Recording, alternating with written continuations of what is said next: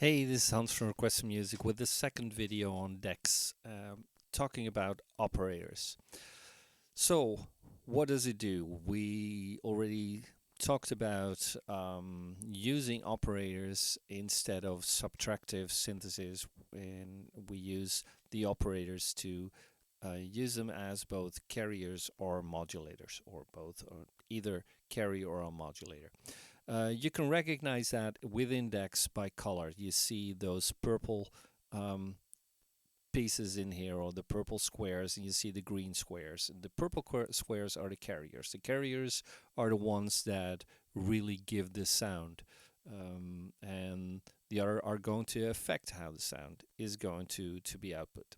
So only number 1 and 3 in this case, the one that are purple and the one that is switched on, can give sound. So I have just my sine wave in here now because one operator only gives a sine wave. So if I switch a second one on, I only get more sound because it's actually responding in the same kind of way, unless I change the octaves. I've changed the frequency. So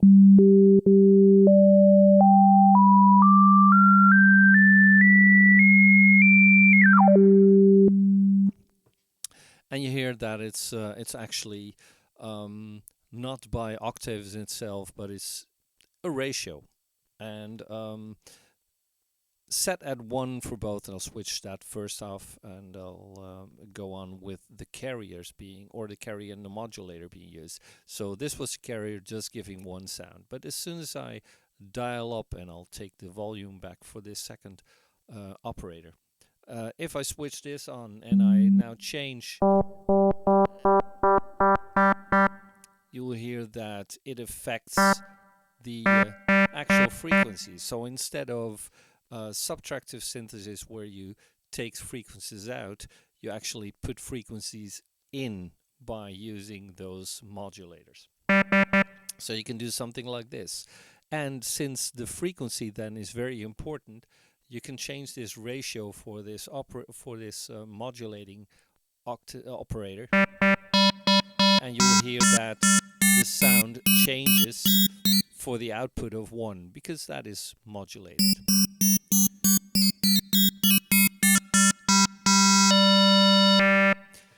And it's now set at ratio, but if you click the button, because those are buttons, you can actually see that it's changing to a set in 10 hertz in this case, and you can actually change that by using either the fine or the octave settings.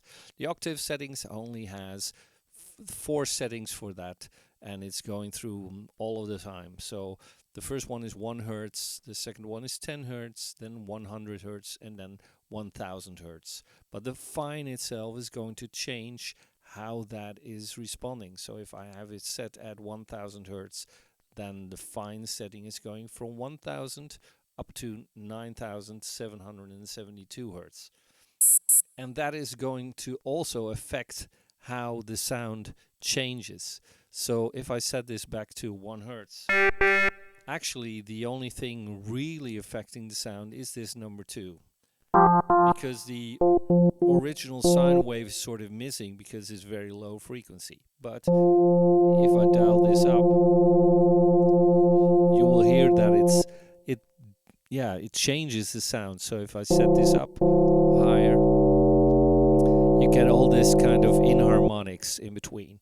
And I could do the same with the normal frequencies for this.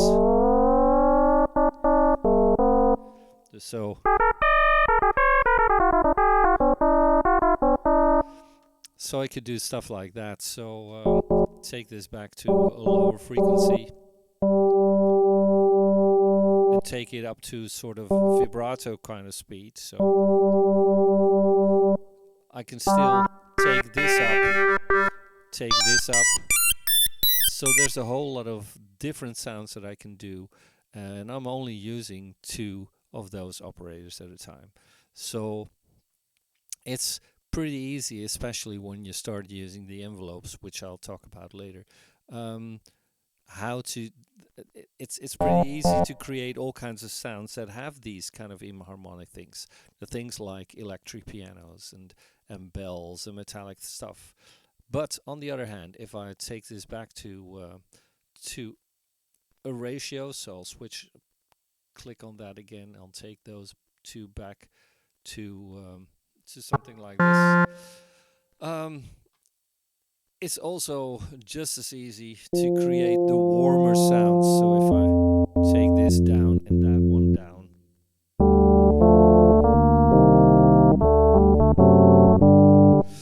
and because I change it in comparison to the DX7, where DX7 only uses, or all of those standard models only have normal sine waves as an operator, but I changed it to have feedback. Normally only the one that is set here with that line around itself in the algorithm is the one that is used for feedback.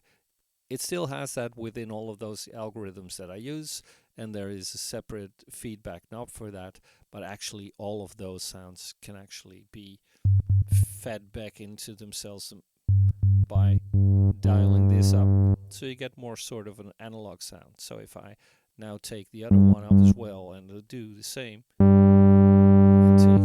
and maybe offset them a bit by using the detune,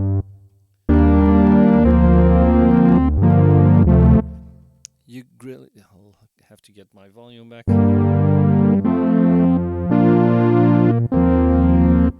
And especially if I dial my reverb in that I have here and there as well, so maybe a bit more feedback. And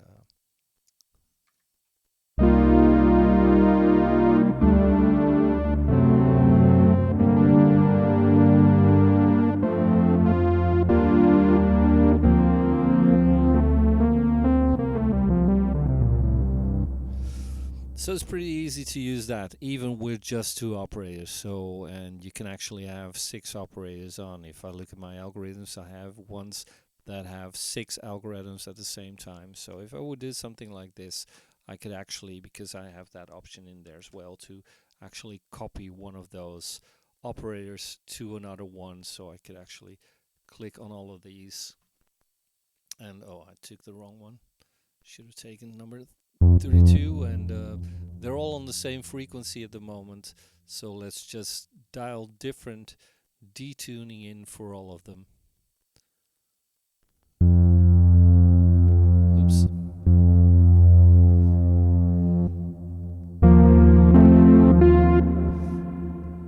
Lower my volume.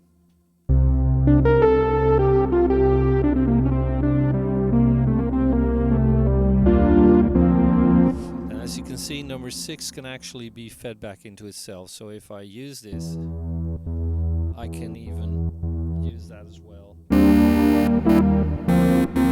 which gives it more of a distortion kind of sound. So I'll take that out for now. So something like that. And I've got some newer things in here compared to the DX7. I've got a drift in there, which makes them drift from the original frequency spreading in there. So